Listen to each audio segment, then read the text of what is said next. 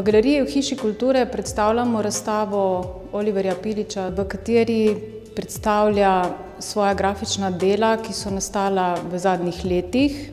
In sicer gre za 3 grafične serije, ki so povezane z skupno temo in z naslovom Točka izginotja, s katero je umetnik želel opozoriti na projekcijo prihodnosti aktualnih družbenih razmer.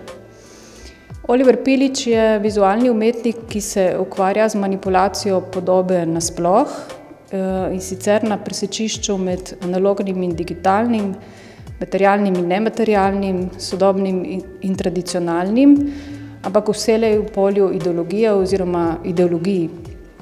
V samem procesu dela združuje lesorez kot najstarejšo reprodukcijsko tehniko in sodobne postopke računalniške grafike.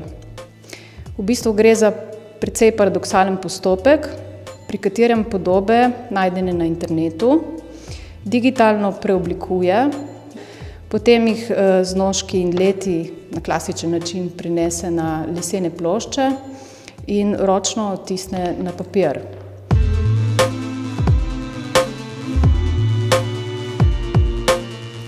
V seriji From New York to Dallas, ki je nastala leta 2017, se podobi 2 ameriških predsednikov transformirata druga v drugo. In sicer gre za podobo Johna Kennedyja in podobo aktualnega predsednika Trumpa, ki se prek serije 11 grafik transformirata druga v drugo. Se pravi, na enem koncu je Kennedy, na drugem Trump.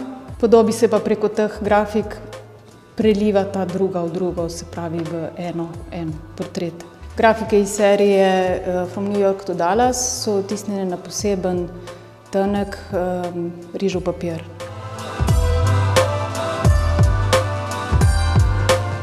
Serijo Fiktivni portreti predstavljamo samo v obliki matric, ki so zložene v kupčku na tleh, v katerih je umetnik združil fotografijo voščene lutke, kiparske instalacije italijanskega umetnika Catalana, ki upodablja Hitlerja, in fotografije Donalda Trumpa v enoten portret. In sicer je ideja te postavitve, da je tematika, o kateri govorijo nekako, bi si želeli, da je pokopana na smetišču zgodovine, vendar pa, kot kaže dogajanje, aktualno politično dogajanje v zadnjem času, ni nujno, da bo tako.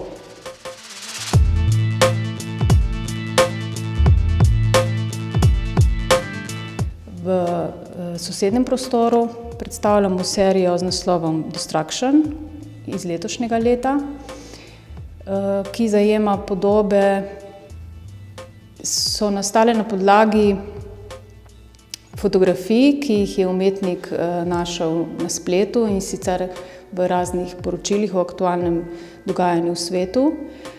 Te fotografije so nastale s pomočjo dronov in ta moment smo želeli prikazati tudi v postavitvi, saj je ta prostor zatemnjen. V njega pridemo čez maskirno vojaško mrežo. In če želimo grafike videti, moramo vzeti s sabo baterijo in jih poiskati in osvetliti.